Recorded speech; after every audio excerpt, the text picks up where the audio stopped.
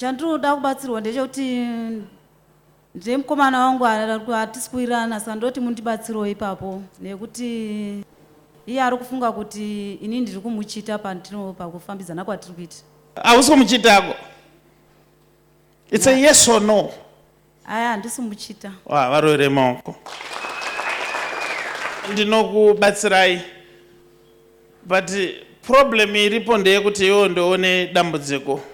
Nokuti iwo nemukomana wako makanga musingataudzani pafoni. Ndobva aerekana auya but akasvika kumba kwako 3 AM ndizvo? Ichokwadi. Akakuti ndivhurire iwe ndvoramba. Hongu ndakaramba nekuti ndakagumbuka. Wakamutsamwira? Chokwadi. Bandiri kuona akapedza nguva akamira panze for a very long time achikubhega kuti uvhure iwe uchiramba. Ichokwadi ndakaramba nekuti ndakagumbuka. Akakuti kana ukasavhura dhoo iroro zvinoreva kuti une munhu wawinayi. Ichokwadi akazvitaura. Iwewe ndobva waramba chete.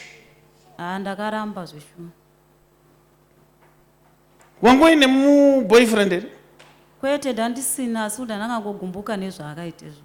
I don't know. But what I can say is madzimai dzimwe nguva kana muchinge matsamwawo pane zvimwe zviripo.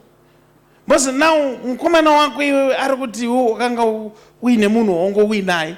Ndobva angobva ipapo akati ukasavhura dhoo ndinobva ndati une munhu but iwe nehasha wakaramba chete kuvhura dhoo. Nanhasi mukomana akabva ati zvapera. Zveshuwa ndakazotofungawo atoenda kuti dai ndaziva ndamuvhurira dhoo. Manje zvasingachabatsiri nekuti munhu anga atobva pagedhi. Unogara nani? Ndogara nevana vangu 3. Inotongeka seko nyaya.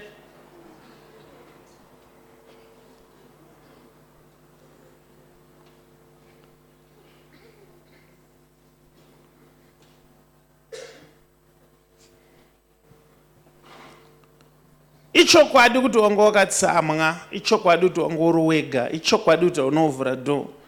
But mukomana wako haafa akazvitenda. But guess what?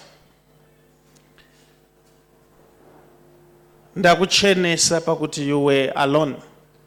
Ungosina munhu waungowinayi. Takungonamatawo kuti mukomana wacho akaona service ino angangokunzwa. But chandingataura ndechekuti vana amai kana muchinge matsamwa pane zvimwe zvinhu zvamusingafaniri kucrossa line. And I think kuti dai wakangoti alright handisi kuda kuvhura ndakatsamwa. Unoshandisa marooms mangani? Ndoshandisa marumu 3. Dai wanga wakatotaura kuti ndakatsamwa wotoenda kana pavideo call wototaura kuti hamuna munhu but handisi kukuvhurira. At least because right now he's convinced kuti wanga uine munhu wanga uinaye. But anyway, you are free now.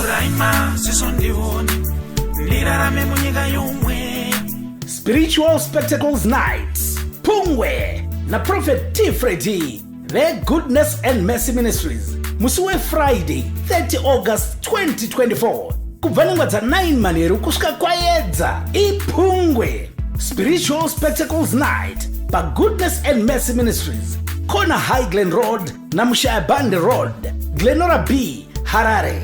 Mudzana kuti munhu wese ari kukokwa kuSpiritual Spectacles Night, Friday 30 August 2024. Kuti munzwe zvizere, fonai pa 0712 528 094 kana pa 0778 059 270 kana pa landline inoti 0242 693 424.